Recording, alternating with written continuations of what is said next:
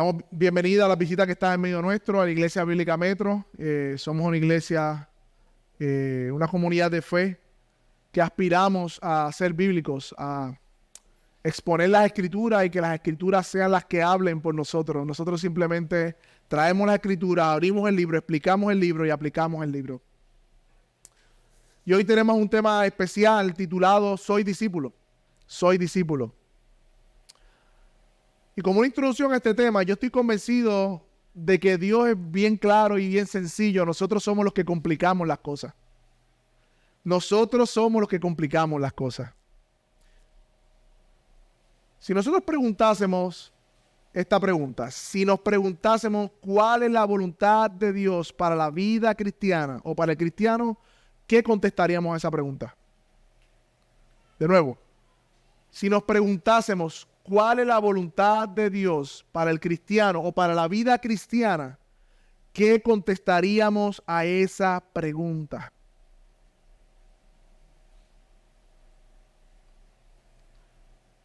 Y de todo lo que podemos contestar, yo creo que la Biblia es clara y nos enseña que la voluntad de Dios para la vida cristiana es que seamos discípulos de Cristo y hagamos discípulos de Cristo.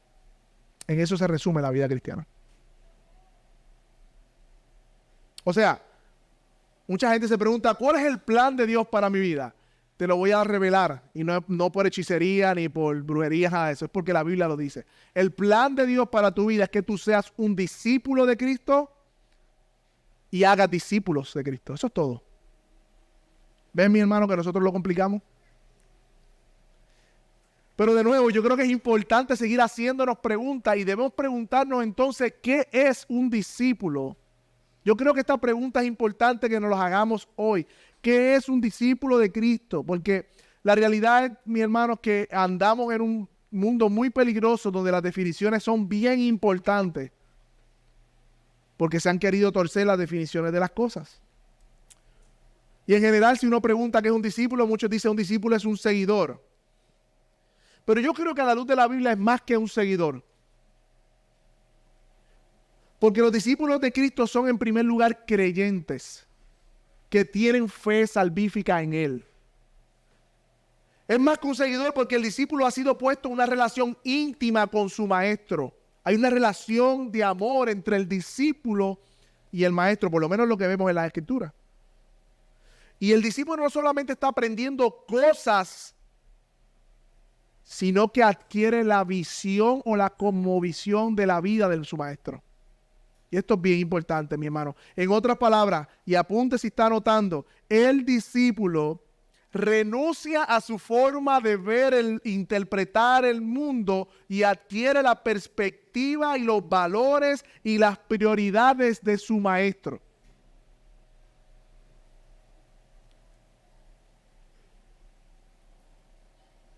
Por lo tanto, podemos definir como un discípulo como uno que ha creído en Cristo, uno que ama a Cristo, uno que aprende de Cristo y uno que pone en práctica los mandamientos de Cristo. Y esto es importante porque hoy todos se consideran cristianos y discípulos de Cristo, pero esta es la definición bíblica de un discípulo a la luz de lo que vemos en los evangelios. Uno que ha creído en Cristo, uno que ama a Cristo, uno que aprende de Cristo y uno que pone en práctica los mandamientos de Cristo.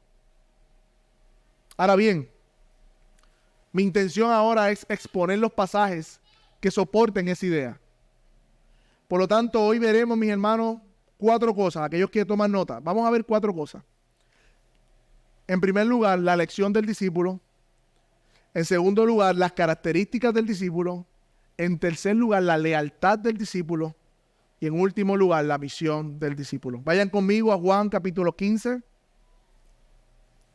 Juan capítulo 15, vamos a ir a varios pasajes para poder probar estas ideas, estos pensamientos de que un discípulo es uno que ha creído en Cristo, uno que ama a Cristo, uno que aprende de Cristo y pone en práctica los mandamientos de Cristo.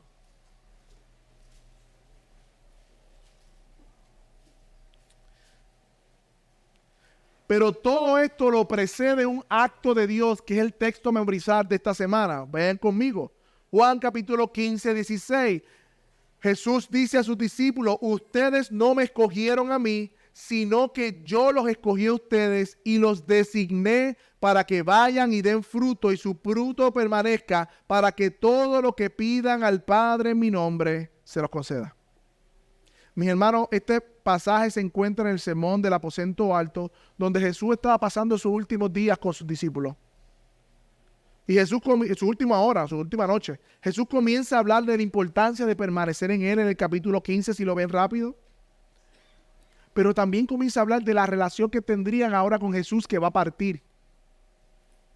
Y en medio de ese ánimo, exhortación, Jesús dice una de las verdades más sobrecogedoras para ellos y para nosotros que necesitamos oír. Cuando les dice, ustedes no me escogieron a mí. Y es que el discipulado o el discípulo no comienzan con iniciativa nuestra, mi hermano. El discipulado no comienza por iniciativa nuestra. Por lo tanto, nuestra identidad como discípulo es una identidad que proviene de Dios y no de nosotros. Nosotros vemos en la Escritura que los discípulos son escogidos por Jesús. Por lo tanto, mi hermano, fue por la voluntad soberana de Cristo, inquebrantable, que Él escogió a estos discípulos, a estos apóstoles, pero así también a cada uno de nosotros como sus discípulos. La iniciativa proviene de Dios y esto nos da una identidad. Esta palabra que dice, no me escogieron, escoger, se traduce como seleccionar también. O tomar entre muchos. Y en este sentido dice el pasaje que los discípulos no fueron los que eligieron a Jesús, sino que Jesús elige a sus discípulos. Y una de las primeras implicaciones es saber, mis hermanos, que nuestra relación con Dios es por gracia. Es por gracia. Tú y yo no teníamos nada atractivo que Dios dijese, lo voy a salvar. Tú y yo no éramos inteligentes y sabios y por eso Dios nos escogió. De hecho, Pablo dice que lo vil y menospreciado del mundo escogió Dios. Ese vil y menospreciado somos tú y yo. No era porque el Señor vio nuestro resumen y teníamos algo que ofrecerle a Él, sino que nos eligió por amor y gracia. Dios nos eligió para ser sus discípulos por su amor y por su gracia, mis hermanos. De hecho, nuestro resumen, yo entrevisto muchas veces y evalúo el resumen, pero yo me imagino un resumen delante de Dios como pecadores. Me imagino que diría, yo soy un pecador profesional con experiencia, con estudios en orgullología y con concentración en iniquidad. Tengo experiencia en servicio del yo y en mis placeres. Ese era nuestro resumen. Las habilidades que teníamos, éramos egoístas, mentirosos, avaros, pero lo suficientemente moral para que nadie se dé cuenta de nuestros pecados. Ese era nuestro resumen delante de Dios. Pero el Señor aún así fue más allá. Y a pesar de nosotros, nos dio su amor por su gracia. Hay otra implicación hermosa de saber que somos elegidos como sus discípulos. En primer lugar, vimos que es por gracia, que viene iniciativa de Él y esto nos da una identidad. Pero en segundo lugar, vemos que el discípulo elegido por gracia no tiene nada en qué orgullecerse. Porque no hubo nada en él que movió a Dios a que lo escogiera como su discípulo. Mi hermano, no hubo nada en ti que escogiera a Dios a decir te voy a salvar. Él lo quiso hacer por su puro amor y su pura gracia, por el afecto de su voluntad, dice Efesios. Somos discípulos porque Él nos ha elegido, mis hermanos. Ahora bien, ¿qué hace Jesús con los discípulos que Él elige? ¿Qué hace Jesús con los discípulos que Él elige para Él?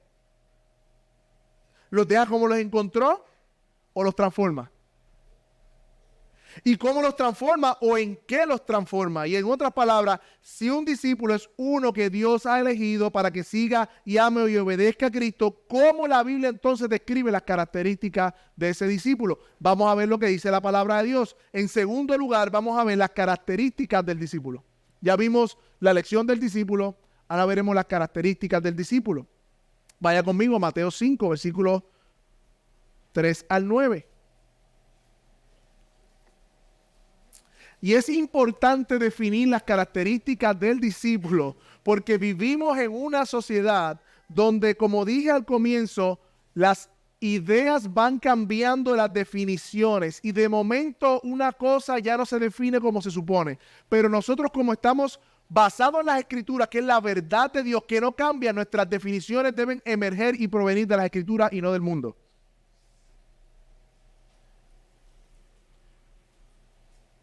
Es absurdo, mi hermano, que luego de años de científicos, de estudios, hoy personas en la alta cumbre no sepan definir lo que es una mujer. Yo sé que es absurdo. No sé si vieron alguno el documental de What is a Woman. Pero yo diría, si nosotros preguntásemos What is a Christian, ¿qué escucharíamos? Criticamos, ¿verdad?, que la gente no sepa definir con una mujer. Pero yo me pregunto, si yo voy de iglesia en iglesia, en el barrio, donde sea, ¿qué es un cristiano? ¿Podemos definir las características de un cristiano? Por eso nuevamente tenemos que regresar a la Biblia, no a nuestras ideas, para que la Biblia nos diga cuáles son las características de un ciudadano del reino, de un discípulo de Cristo. Y eso está en Mateo 5, del 3 al 9.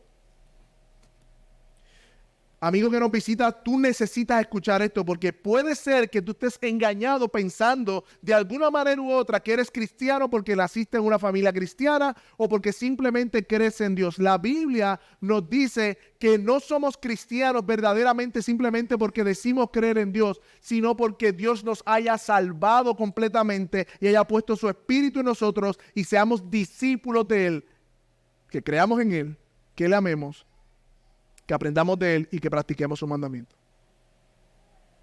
Y nosotros, iglesia, también necesitamos recordar esto. Mateo 5, versículos 1 a 3. Mira lo que dice la palabra del Señor. Bienaventurados los pobres en espíritu, pues de ellos es el reino de los cielos. Bienaventurados los que lloran, pues ellos serán consolados. Bienaventurados los humildes, pues ellos heredarán la tierra. Bienaventurados los que tienen hambre y sed de justicia, pues ellos serán saciados. Bienaventurados los misericordiosos, pues ellos recibirán misericordia. Bienaventurados los de limpio corazón, pues ellos verán a Dios. Bienaventurados los que procuran la paz, pues ellos serán llamados hijos de Dios. Mi hermano, en el contexto, el Señor Jesús comienza a dar el sermón más grande que había dado o que dio o redactado en la Escritura, el Sermón del Monte.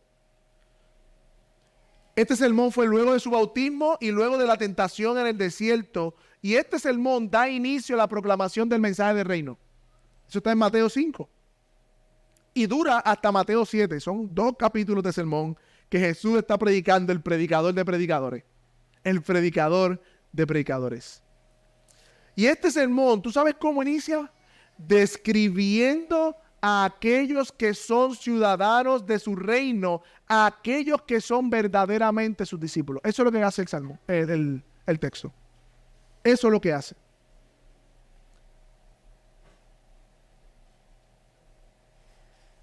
La palabra bienaventurado quiere decir dichoso, afortunado. Y en el Nuevo Testamento, el bienaventurado, escuche bien, es el que confía en Cristo como Salvador. Se somete a Él y le obedece como Señor y procura una vida santa. La felicidad se manifiesta como una condición interior de esa persona y una conciencia de paz y gozo y bienestar. Ese es el bienaventurado. En otras palabras, mi hermano, las bienaventuranzas no son cosas que hacemos. Hay personas que creen y dicen, bueno, yo soy humilde de vez en cuando. Bueno, yo soy poquito, yo soy pobre en espíritu. Bueno, yo hago buenas obras. No. Las bienaventuranzas no son cosas que hacemos. Las bienaventuranzas son personas que somos, que es distinto. Miremos la primera bienaventuranza que describe el verdadero discípulo. ¿Qué dice el versículo 3? ¿Bienaventurados qué? Los pobres en espíritu. Por lo tanto, los discípulos de Cristo son aquellos que en primer lugar han comprendido su insuficiencia espiritual. Son hombres y mujeres que no tienen y reconocen que no pueden ofrecer nada a Dios por su salvación. Esa palabra en original, pobre, no se refiere a que tiene poquito, es que no tiene nada y depende de la bondad de otros. Eso es lo que significa pobre en espíritu. Los discípulos de Cristo son aquellos que se ven a sí mismos como alguien que no tiene nada que ofrecer a Dios y que todo lo que reciben es gracia de Dios para salvación. Así como el mendigo depende de las limosnas, así nosotros dependemos de la misericordia y gracia de Dios. Así es el corazón del discípulo. Jesús está describiendo la condición espiritual del discípulo y cómo él la reconoce como un pobre en espíritu. Así que, mis hermanos, lo que describe un discípulo, en primer lugar, es la miseria y la dependencia, no la suficiencia y la independencia de Dios. Lo que describe un discípulo es la miseria y la dependencia y no la suficiencia y la independencia. Ahora bien, si seguimos leyendo, el discípulo no solo reconoce que es pobre en espíritu, sino que también se lamenta por su condición. Mira lo que dice en el versículo 4. Bienaventurados los que ¿qué? Los que lloran. Y esto habla de la contrición espiritual. Recuerda cuando vimos el Salmo 51 que el Señor nos dijo en su palabra que Él no desprecia un corazón contrito y humillado. A esto se refiere, un corazón dolido por su pecado.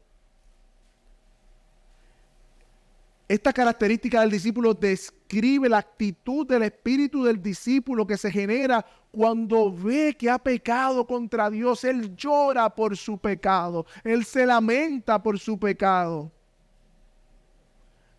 ¿Usted sabe por qué? Porque el discípulo tiene un corazón nuevo. El creyente, cuando digo discípulo, intercambio, el cristiano. Todo verdadero cristiano es discípulo de Cristo. El cristiano, el discípulo, tiene un corazón nuevo y por lo tanto le duele pecar contra Dios. Y eso es una señal de que ha habido vida espiritual en esa persona. Y no es un doler de, ay, perdón Dios. No es un doler de eso. Es un dolor por pecar contra Dios.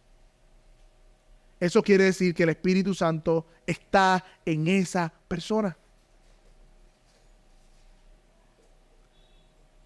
Un discípulo, uno que no está en paz con su pecado, sino que se lamenta por el pecado. Ahora, este lloro por su pecado lleva al discípulo también a poner los pies sobre la tierra y lleva al discípulo a una actitud de humildad. Mira cómo sigue diciendo el versículo 5. Bienaventurados, ¿quiénes? Los humildes. Así que los discípulos, en primer lugar, reconocen su pobreza espiritual, se lamentan por su pecado y esto produce una actitud de humildad. Mira lo que dice, esta humildad no significa una persona blanda, débil, mongo. Ustedes saben que hay personas que dicen, no, él es humilde, bendito, él es poquito. De eso no se refiere a la humildad. De hecho, de Juan el Bautista se dice que fue el hombre más humilde sobre la faz de la tierra. Y Juan el Bautista predicaba con fuego. Jesús fue el hombre más humilde que caminó sobre la faz de la tierra y Jesús no es un blandengue. Claro que no. Sino que la humildad se refiere a un carácter interno del corazón que tiene su conciencia informada en todo tiempo de su condición de pecado y de la gracia que ha recibido. Es una persona que sabe que es por gracia. Y no tiene nada que orgullecerse, no tiene nada que afrontar, no tiene nada que mostrar. El humilde no busca ser reconocido, no es orgulloso, no busca ser elogiado. El humilde, todo lo contrario, sabe quién es él en Cristo y no necesita nada de estas cosas. Así que un discípulo es humilde porque su maestro es humilde. Esa es la tercera característica de un discípulo, de un cristiano. Estamos definiendo lo que es un cristiano a luz de la palabra. Pero sigue diciendo el pasaje en el versículo 6, vayan conmigo. Bienaventurados los que tienen hambre y sed de justicia. Hambre y sed de justicia.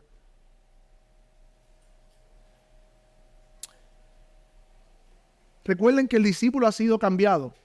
El cristiano ha sido salvado. Por lo tanto, ya sus apetitos no son por los deseos del mundo que tenía antes. Una marca de un creyente verdadero es que de momento la vida que vivía antes ya no la quiere vivir. En las cosas que buscaba gozo y deleite ya no le dan gozo y deleite. En las cosas que él pensaba que ahí estaba la felicidad, se ha dado cuenta que eso es vano y vacío y ha girado ese deseo hacia Dios. Y en ese sentido, esa hambre y sed de justicia es el cambio, ¿no? De hambre y sed por pecar a hambre y sed por ser santo delante de Dios. Y mire cómo lo describe, hambre y sed. Son necesidades básicas de todo creyente que todos los días necesitamos suplir. Así es el corazón de un discípulo. Uno que tiene hambre y sed por la santidad personal, por la justicia personal, pero también por la justicia de Cristo en el mundo y el avance de su reino. Esto describe a un cristiano. Esto describe a un discípulo. El discípulo de Cristo tiene un deseo por la santidad personal y un deseo por avanzar el reino de Dios en la tierra. Próximas características están ahí. Bienaventurados, ¿qué? Los misericordiosos. Misericordiosos. La misericordia es la capacidad de ponerse en la situación del otro y ser compasivo por su difícil circunstancia. Es pasar de la lástima, que es simplemente bendito, a la acción. ¿Qué puedo hacer para remediarlo? Eso es ser misericordioso. Así que un creyente que ha sido salvado, que tiene hambre y sed de justicia, tiene el corazón de su maestro, que tiene misericordia y compasión por los perdidos y por los que sufren. De momento ahora nos importa la miseria de otro y queremos de hacer algo para suplirla. Y hacemos algo para suplirla, de corazón, no simplemente para ser visto, no para que diga, mira, ese hombre es buena gente porque da dinero a los pobres. No, porque queremos agradar a Cristo. Por lo tanto, el discípulo tiene un corazón misericordioso. Esta misericordia no proviene de acciones, sino proviene de un espíritu humilde, con hambre y sed de justicia. El discípulo de Cristo no es vengativo, no está centrado en sí mismo, sino que tiene un corazón lleno de compasión porque él recibió misericordia. El discípulo de Cristo quiere dar misericordia. Pero seguimos leyendo, versículo 8. Está describiendo lo que es un cristiano. Huye el conflicto, desecha la ira, la guerra, la pelea, los chismes. Eso no debería, lamentablemente tengo que decir, no debería describir a los cristianos. Porque un discípulo de Cristo, dice la palabra de Dios, es un pacificador y hace la paz en los conflictos a toda costa por medio del evangelio. Estas son las características de un discípulo de Cristo. Ya vimos que los discípulos son elegidos por Dios. Amén. Gracias soberana. Amén. Pero estas son las características de los hijos de Dios del reino, que son sus discípulos. Ahora bien, intencionalmente brinqué la segunda parte de cada verso. No sé si se dieron cuenta. Cada característica o perfil del discípulo está acompañada por una promesa de Dios. Mira cómo dice el versículo 3. Bienaventurados los pobres en espíritu, ¿qué? Pues de ellos es el reino de los cielos. El 4, pues ellos serán consolados. El 5, pues ellos heredarán la tierra. El 6, pues ellos serán saciados. El 7, pues ellos recibirán misericordia. El 8, pues ellos verán a Dios. Y el 9, pues ellos serán llamados hijos de Dios. Mi hermano, eso pues ellos es a sus discípulos, son esas promesas hermosas y consuelo para nosotros. Miremos las promesas de Dios, el reino, la consolación, la herencia, ser satisfecho, la misericordia de Dios, ser llamado hijos de Dios. Estas son las promesas seguras que reciben aquellos que son discípulos de Cristo. Qué gran consuelo tenemos, mis hermanos. Qué gran consuelo tenemos. Por eso es importante que tú y yo, y visita que está en medio de nuestro, podamos discernir en nuestro corazón si estamos siendo o si somos realmente discípulos de Cristo. Si esto nos describe a nosotros. Sabemos que el Maestro nos ha escogido, nos hizo sus discípulos, ya vimos las características de los discípulos, pero también la Biblia no esconde, y esto es bien importante, la Biblia no esconde la guerra de lealtades que el discípulo enfrenta al ser un discípulo de Cristo.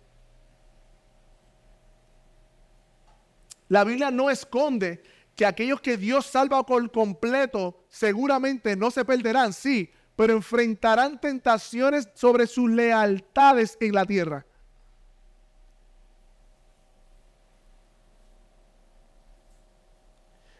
Dios no nos salva por pedazos, Dios nos salva por completo.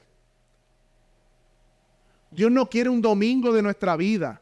Dios ha comprado mi vida completa. Él ha pagado el precio por mi vida completa. Mi hermano, no existen discípulos part-time o remotos. En Cristo somos discípulos full time, tiempo completo, mi hermano.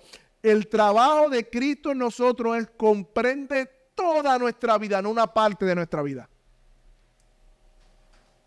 Pero como estamos en un mundo caído y todavía hay pecado remanente en nosotros, entonces viene la lucha de lealtades.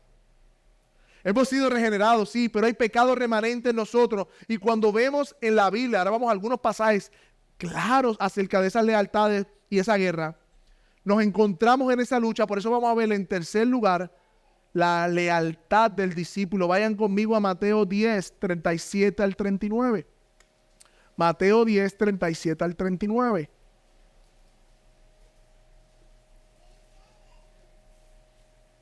Vamos a ir a 3 pasajes para ver esto. Pero primero es ese. Mateo 10, 37 al 29. Y Jesús fue claro. Jesús no escondió lo que él demanda de sus discípulos. Jesús fue claro. Esto no son letras pequeñas. Muchos negocios usted va, firmas un contrato y tiene un montón de letras pequeñas que nadie lee. Estas son letras grandes. Jesús fue claro. En todos los evangelios esto está. Una y otra vez lo decía. Mira lo que dice en Mateo 10, 37 y 39. El que ama a padre o a madre más que a mí, no es digno de mí. El que ama a hijo o a hija más que a mí, no es digno de mí. El que no toma su cruz y me sigue en pos de mí, no es digno de mí. El que haya su vida, la perderá.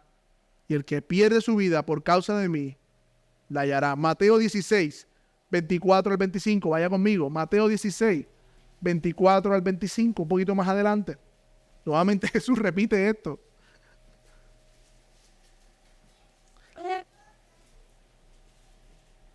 Mira cómo le dice a sus discípulos, Mateo 16, 24 al 25. Entonces Jesús les dijo a sus discípulos, si alguno quiere venir en pos de mí, niéguese a sí mismo y tome su cruz y sígame. Porque todo el que quiera salvar su vida, la perderá. Pero no todo el que pierda su vida por causa de mí, la hallará. Último pasaje, Lucas 14. Vamos a quedarnos en Lucas. Lucas 14, versículo 26. Qué bien se siente escuchar las páginas de la Biblia. Y qué triste saber que en muchos lugares eso no pasa. Lucas 14, versículo 26.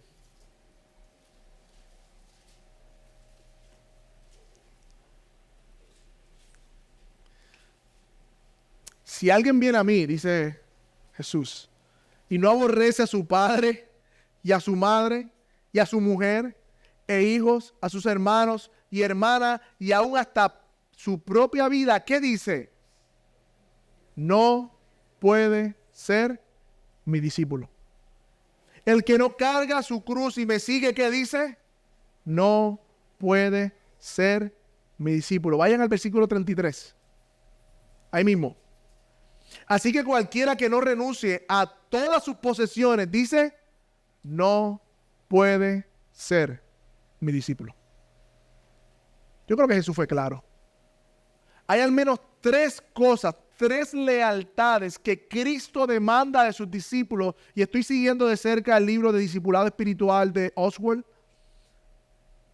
Y él reconoce que en primer lugar las lealtades que Dios exige de sus discípulos es un amor sin rival. Eso es lo primero que vemos ahí. El maestro no va a aceptar rival cuando se trata del amor del discípulo. 3 veces dice en Lucas 14 que leímos, no puede ser mi discípulo. Si el amor no es exclusivo para su maestro, no puede ser mi discípulo. Cristo demanda de sus discípulos un amor superior y sin rival, al punto de que todos los demás amores se vean como aborrecibles. Mi hermano, la palabra aborrecer no significa literalmente que nosotros vamos a aborrecer a nuestras esposas, a nuestros hijos, hermanas o padres. No está diciendo, no nos está mandando a aborrecernos, porque la misma palabra nos dice que tenemos que honrar a nuestras esposas, a nuestros padres, tenemos que amar a nuestras esposas, tenemos que amar a nuestros hijos. No está diciendo que aborrezcamos a nuestra esposa o familia. Por Cristo, no está diciendo eso. Pero lo que nos manda este pasaje, o lo que nos está diciendo Jesús, es que el amor por Cristo debe verse muy por encima del amor a estas relaciones, incluyendo el amor a uno mismo.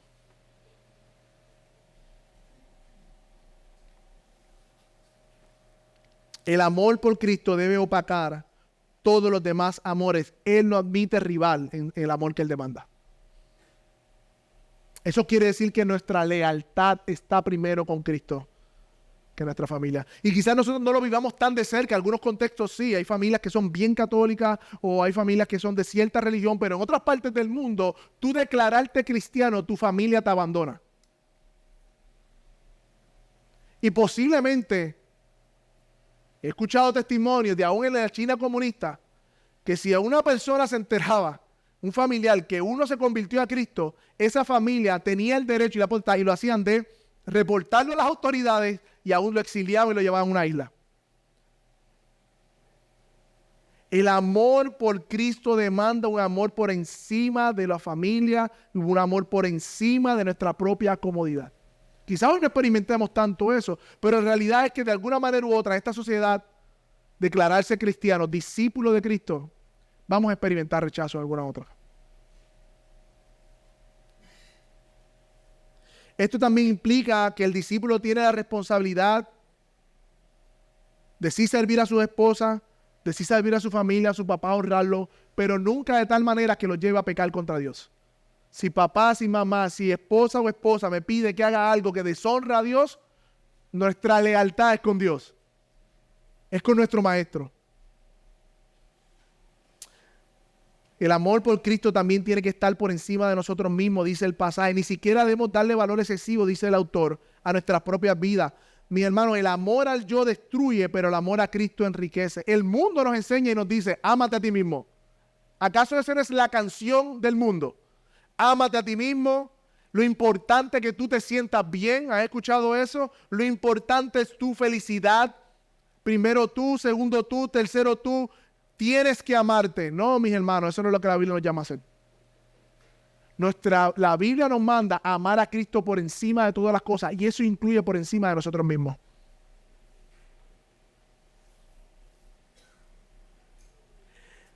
Jesús no nos deja en una zona cómoda, nos saca de nuestra zona de comodidad si somos discípulos de Cristo.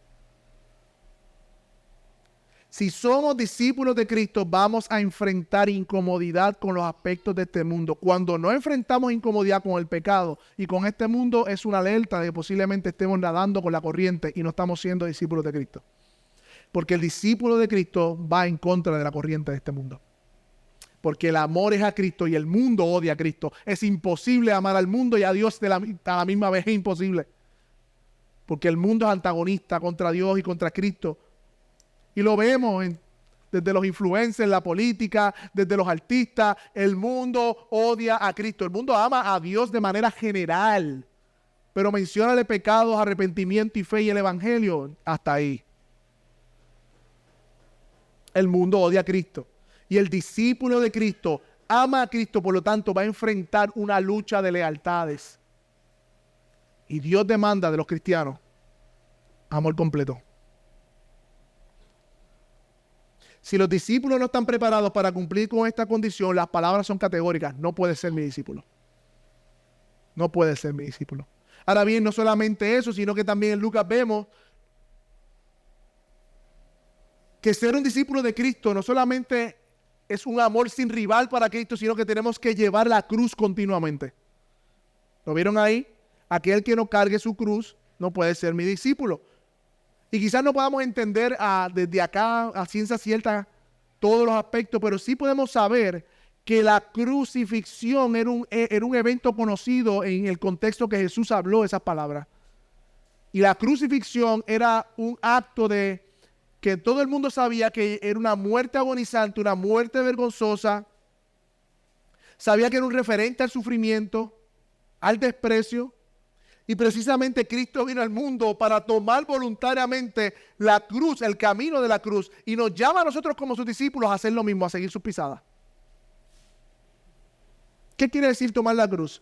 es una disposición firme a vivir conforme a la vida de Cristo, en oposición a cómo vive el mundo. Es conformar nuestra vida a las enseñanzas de Jesús, escogiendo una y otra vez la alabanza de Dios y no la de los hombres. Eso es cargar la cruz. Porque dice el pasaje, si el discípulo no está dispuesto a eso, no puede ser mi discípulo. Todos los días tenemos que tomar decisiones, o honran a Dios, o nos honramos a nosotros mismos o al mundo. Y en ese sentido Dios nos manda a tomar la cruz. Pero también nos dice este pasaje que no podemos ser discípulos a menos que sea una entrega sin reserva. ¿Qué es una reserva? Sin guardarnos algo para nosotros. La primera lealtad tiene que ver con los afectos, la segunda lealtad en cómo vivimos en el mundo, pero la tercera lealtad, tiene que ver con nuestras posesiones. Mira cómo dice Lucas 14:33. Aquel cualquiera que ustedes que no renuncie a todas sus posesiones no puede ser mi discípulo. Y muchos están dispuestos a decir yo amo a Cristo, y otros están dispuestos a decir sí, yo sufro y sirvo por Cristo y yo soy cristiano y lo pongo en Facebook y todo el mundo sabe que yo soy cristiano y estoy sufriendo por eso. No. La tercera muchas veces no le damos la bienvenida.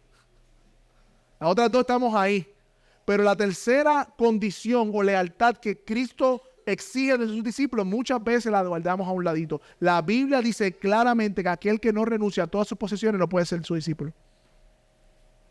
Pero tenemos que preguntarnos nuevamente, ¿a qué se refiere Jesús cuando dice que no podemos ser sus discípulos si no entregamos todas nuestras posesiones? Nos está mandando a vivir en pobreza debajo de un puente y entregar nuestra casa, dinero, cuentas y quedarnos sin nada. ¿Eso es lo que está llamando el texto? Sabemos que no. Sabemos que no.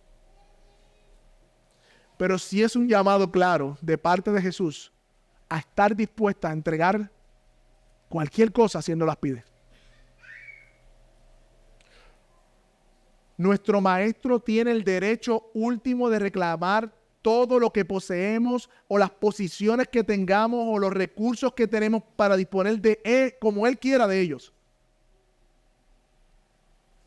Es un recordatorio que como discípulos no somos propietarios ni dueños de cuenta de banco, ni de casas que tengamos, ni de carros.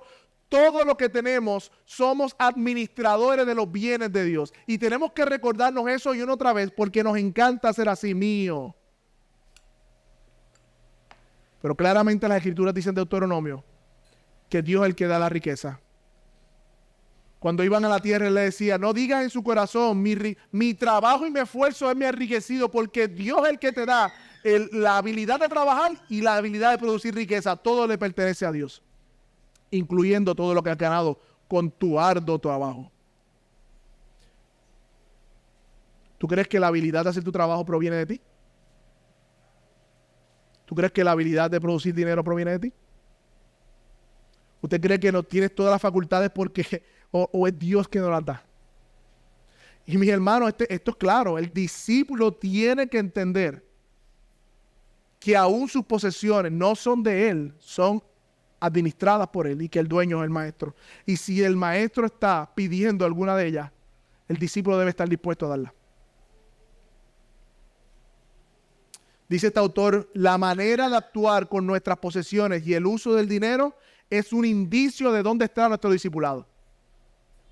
Es un indicio de dónde está el discipulado.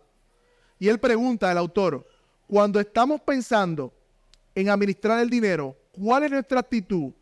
¿Con cuánto dinero le daré a Dios o con cuánto me guardaré? Muy buena pregunta. El discípulo tiene su lealtad hacia Dios y esto incluye cómo invierte y maneja los recursos que le ha dado. Y está claro en el pasaje. Está claro en el pasaje. Ahora bien, mis hermanos, hay algo bien importante.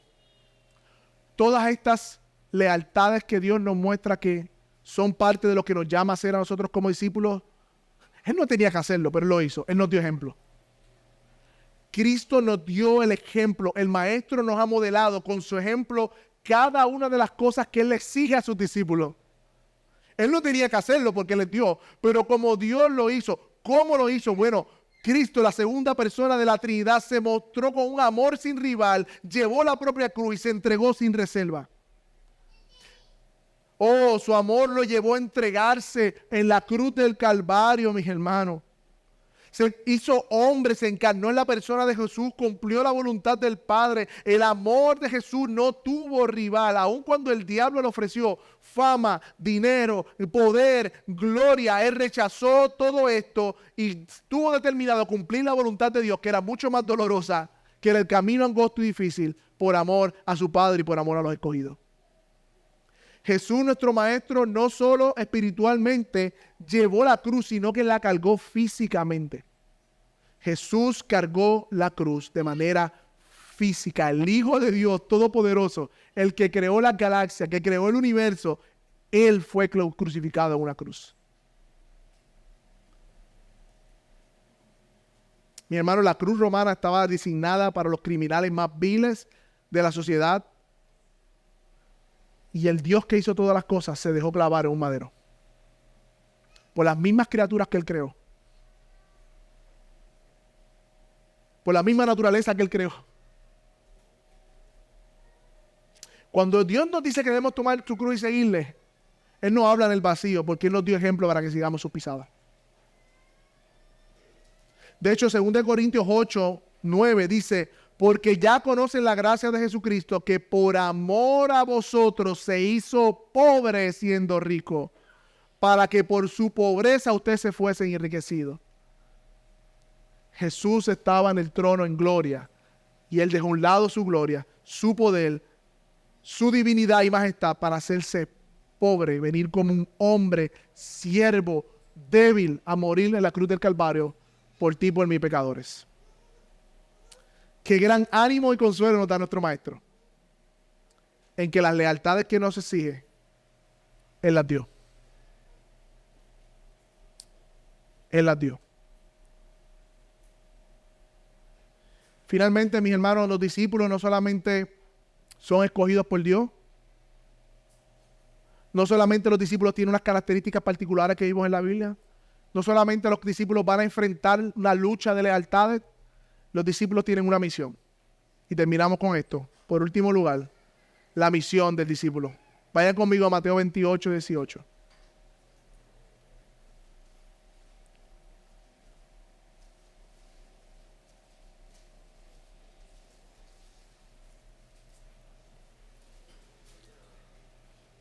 Mateo 28, versículos 18 al 20.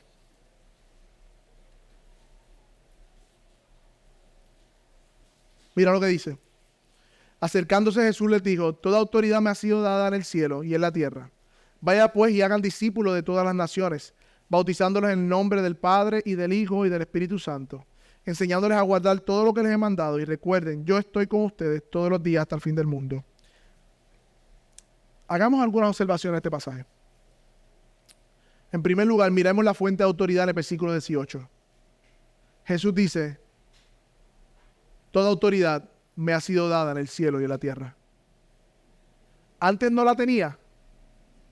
Sí la tenía. Pero ahora, como Hijo de Dios, como hombre encarnado, le ha sido otorgada la autoridad. Hermano, esto vuela a nuestras cabezas, pero el Dios eterno habitó en un cuerpo finito y resucitó ese cuerpo. Y en ese cuerpo humano de hombre, siendo Dios, ahora reina en los cielos. En ese sentido hay un hombre representándonos en los cielos. Jesucristo. Y dice la palabra que a Él se le ha dado toda autoridad. Por lo tanto, mis hermanos, si nuestro Maestro tiene autoridad, esto es un gran ánimo y consuelo para la misión. ¿Y cuál es la misión? ¿Qué dice ahí? ¿Hacer qué? Discípulos. No dice ir y predicar y ya. Yo creía que la gran comisión era prender una bocina, predicar y ya hice la gran comisión. No, la gran comisión es sí predicar el evangelio, pero es discipular a esos que has predicado. Es un proceso continuo. No dice hacer creyentes reformados, dice hacer discípulos. No dice ser adeptos a que piensen en las doctrinas como yo las pienso, dice ser discípulos.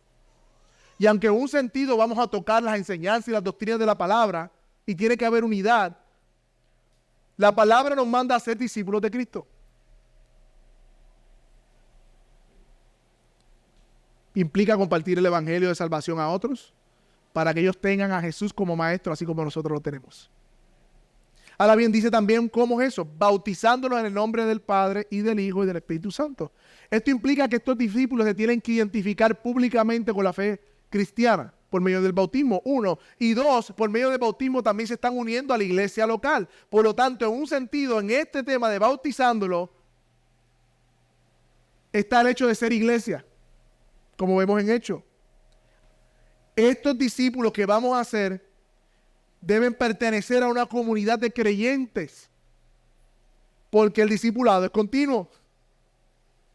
Pero no cualquier iglesia local, sino una iglesia local que profese la verdad de las Escrituras como está estipulada. Mírenlo allí, tiene que ser bautizado en nombre del Padre y del Hijo y del Espíritu Santo. La doctrina de la Trinidad, mis hermanos. Por lo tanto, el que se bautiza debe conocer quién es el Padre, quién es el Hijo y el Espíritu Santo antes de bautizarse. ¿Por qué? Porque se está bautizando en el nombre del Padre y del Hijo y del Espíritu Santo. Y la Trinidad encerra todas las verdades del Evangelio, mi hermano. Por lo tanto, hay una implicación de que esos discípulos deben estar bajo una enseñanza sana de las Escrituras. Ninguno de nosotros como discípulos nos vamos a graduar aquí. Nuestra graduación está en los cielos. Aquí nadie ha llegado. Somos discípulos eternos de Cristo. Y yo creo que aun cuando lleguemos al cielo, seguiremos aprendiendo más de nuestro Dios, porque le veremos tal y como Él es. Nunca nos cansaremos de aprender y de conocer a nuestro Dios, aun cuando estemos en los cielos. Y al final Jesús le dice que ha prometido su presencia cuando la iglesia hace esa misión. ¿Lo ven ahí? Yo estaré con vosotros hasta el fin. Esto quiere decir que siempre que estemos cumpliendo la gran comisión de hacer discípulos de Cristo, bautizándolos, uniéndolos a la iglesia local, la Biblia nos enseña que Cristo garantiza su presencia en medio de su iglesia. Yo no sé, mi hermano, yo sé que sí, ustedes también. Para no decir yo no sé tú. Yo sé que sí, ustedes también.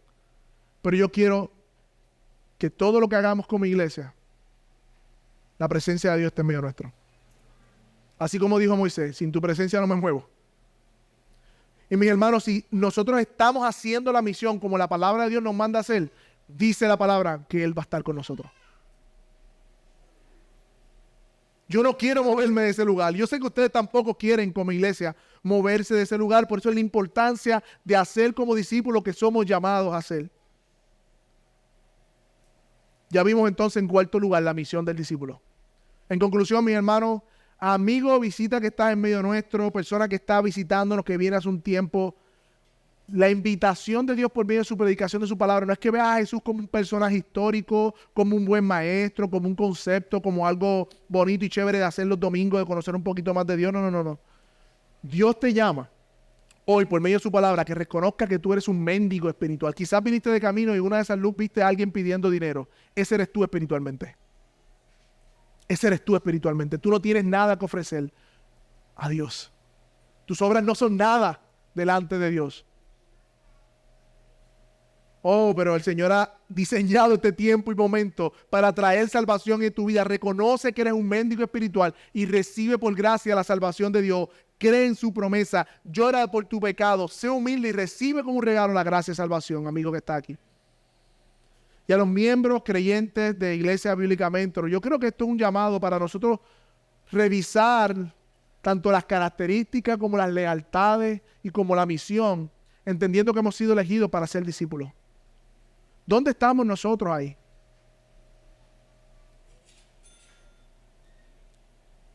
¿Estamos viviendo como esa bienaventuranza? ¿Somos pobres en espíritu? ¿Lloramos por nuestro pecado? ¿Hay humildad en nuestro corazón? ¿Tenemos hambre y sed de justicia? ¿Dónde están nuestras lealtades, iglesia? ¿Dónde está nuestro tiempo? Está nuestra lealtad. ¿Dónde están nuestros recursos? Está nuestra lealtad. ¿Dónde está nuestra mente? Está nuestra lealtad. Analicemos, meditemos y vengamos delante del Señor reconociendo que Él nos llama a una fidelidad completa, teniendo nuestra lealtad a Él. ¿Y cómo estamos nosotros con la misión como discípulos?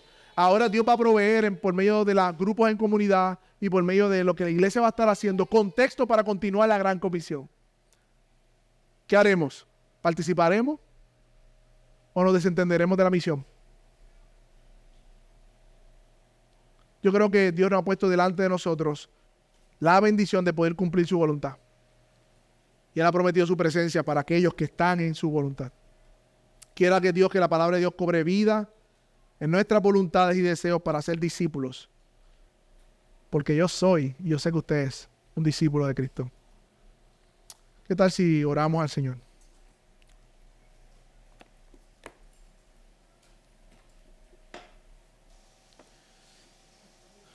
Padre, te damos gracias por tu palabra predicada. Gracias porque en ella, Señor, vemos con claridad, Señor, quiénes somos nosotros, cuál es nuestra identidad, cuáles son nuestras luchas y qué tú nos has llamado a hacer. Señor, yo reconozco, al igual que mis hermanos, que ninguna bondad proviene de mí, sino proviene de ti. Por eso oramos rogándote que tú produzcas en nosotros, por medio de tu Espíritu, toda disposición de corazón, Señor, a ser los discípulos de Cristo que tú nos has llamado a ser. Discípulos, Señor, que crean en Cristo, que amen a Cristo, que aprendan de Cristo, que cumplan los mandamientos de Cristo. Te rogamos, Señor, que podamos hacer discípulos, Señor, que hagan lo mismo que nosotros, que conozcan a Cristo, que amen a Cristo, que aprendan de Él y cumplan sus mandamientos. Padre, si en medio nuestro hay alguien que no ha salvado, Señor, y que está aquí, Señor, que tu palabra hoy, por medio de esta predicación, tú, Señor, crees en un corazón nuevo, limpio, regenéralo para tu gloria. Para que se una, Señor, a la misión verdadera que tienes para con nosotros. Te rogamos estas cosas en el nombre de Cristo Jesús. Amén.